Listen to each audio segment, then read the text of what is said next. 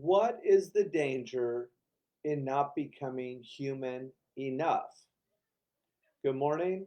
My name is Father Frank Buckley. Delighted to be your host for our morning meditation group, Flourishing During Times of Uncertainty. This is a three-part series. We always begin with a little inspiration. Recently, I have been using for our 500th year Ignatian anniversary of when the cannonball hit St. Ignatius. We are using Anthony DeMello's reflection on the spiritual exercises for our inspiration.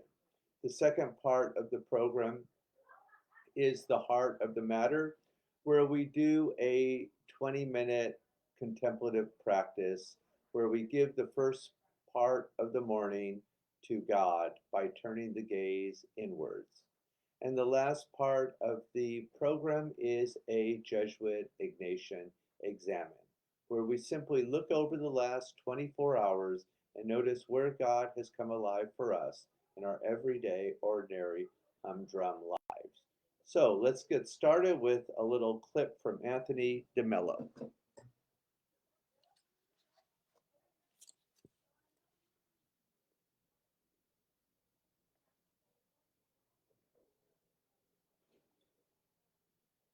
How can deeply spiritual people, people who are absolutely in love with God and with the absolute reality, people who are living radically for God, be impossible to live with? What is their main problem? The majority of their problems are not spiritual. The problems do not come from the fact that people are not in love with the absolute. They have human problems that result from not becoming human enough. The problem results from not becoming human enough. They are not able to love enough. They cannot relate well. Here we see two extremes. One is this: let us fall in love with the absolute. What does the rest matter? As a result, such people live loveless, lonely lives as far as other human beings are concerned. Now, the other extreme is, as someone sarcastically said, we are all lovey and dovey, and now we are going to bleed over each other. We are going to live for one another. This is the only reality. Such people are completely ignorant of the silence of the eternal and the absolute all around them. They are like children playing games and are not aware of the mighty backdrop behind these games. As a result, they are impoverished and superficial. The solution: combine the two. Well, thank you, Father DeMello, for those beautiful words. And one of the best ways I have experienced to combine the two is through a morning practice where we turn the gaze inwards, we taste the sweetness of silence, and we experience a miracle in our lives. So I invite you to get comfortable, take your shoes off. This may be the only part of the day where your feet actually touch the earth. Suck in the energy from the earth while I lower the lights.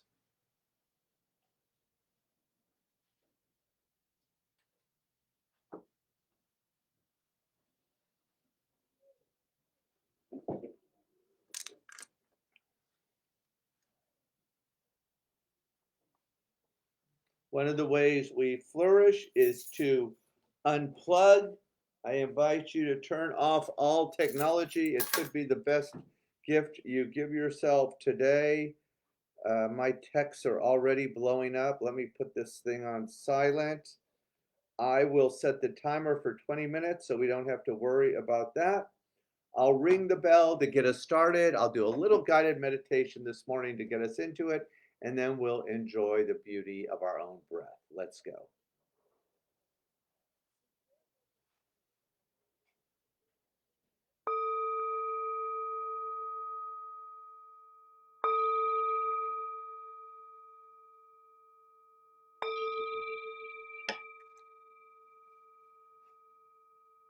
Listen, listen. The sound of this beautiful bell returns us to our true home. As always, let's begin with diaphragmatic breathing to get grounded, which is simply breathing deeply as possible into the lower tummy 3 times. In through the nose, out through the mouth. Together as a community, inhale, open mouth, exhale. Beautiful. 2 more times. Inhale and exhale. Last time, deeply as possible. Inhale and exhale. Continue to breathe on your own. Take the attention to the body.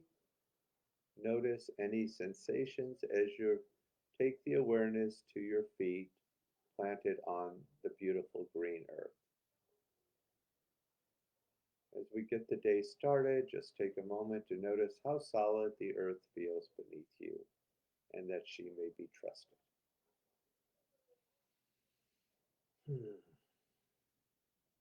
Good.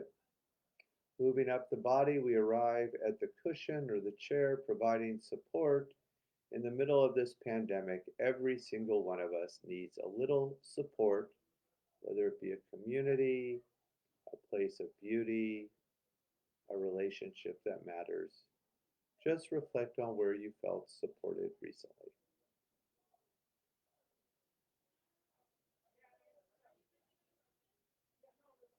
And lean into that support a little now.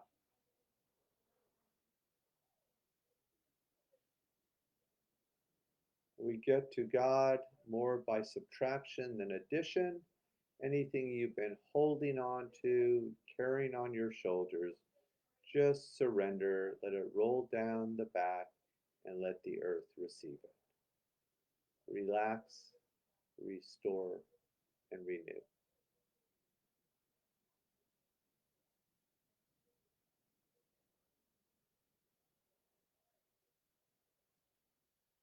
Moving towards the front of the body, we arrive at the heart, the place the spiritual world touches the physical world.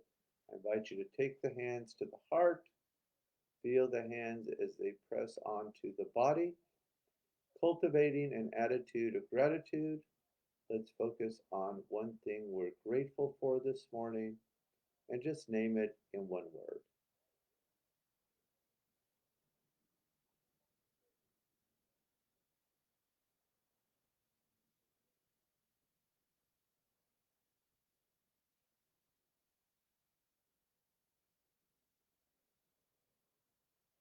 And as a community, let's breathe into that gratitude one time. Inhale, exhale, and just notice what you feel.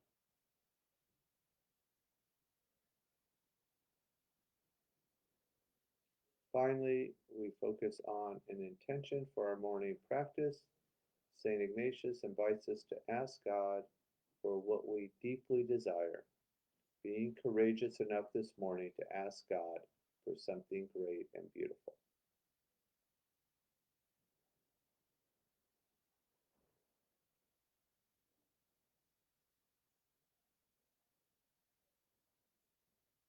And we seal that intention with an inhale and exhale. Continue to breathe on your own. Engage your sacred word. Listen to the traffic and enjoy the miracle of your own breath. Please continue.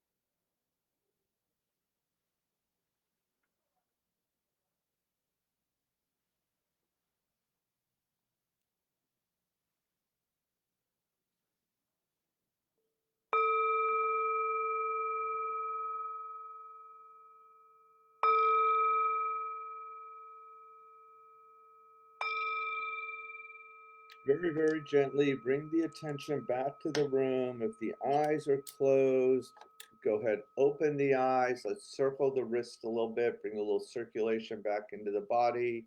Reverse, let's go the other way. Good. Did a little handstand practice last night. I'm feeling it in the wrist. Excellent. And shake out anything you've been holding on to. Good job, everyone. Let's move into our Jesuit Examine now, where we just look over the last 24 hours and notice where God's come alive for you recently. So let me start. My friend Annette sent me a very funny clip about the importance of humor on Ellen DeGeneres, and she showed a actual clip of Pope Francis in Rome speaking in Italian with the subtitles underneath it. Once he got going on these jokes, he couldn't stop himself, and just a beautiful example of humor. And let me see if I can remember one of the jokes. He said, "Do you know what the difference between an outlaw and your in-law is?" An outlaw is wanted. And he went from there to just keep going on and on.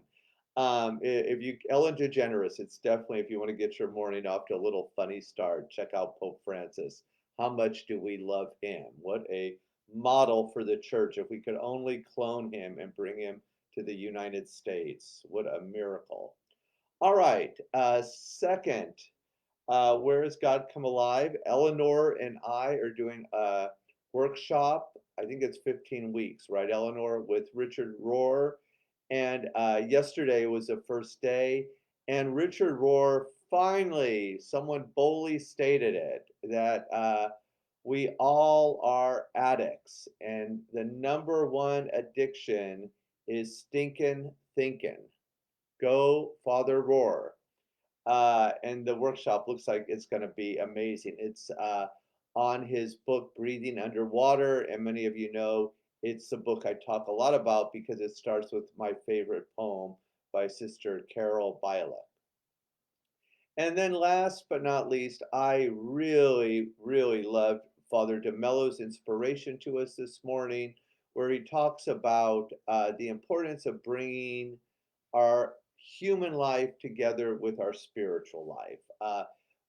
Pierre Teilhard de Chardin, the Jesuit botanist slash theologian, said it best: we are not human beings having a spiritual experience, we are spiritual beings having a human experience. So that's what's available to us when we merge the spiritual and the human. What a beautiful gift. Please feel free. Here's where we build a little community. Say hello, drop a line in the comment box. Thank you for tuning in on this overcast, possibly rainy morning in Hollywood.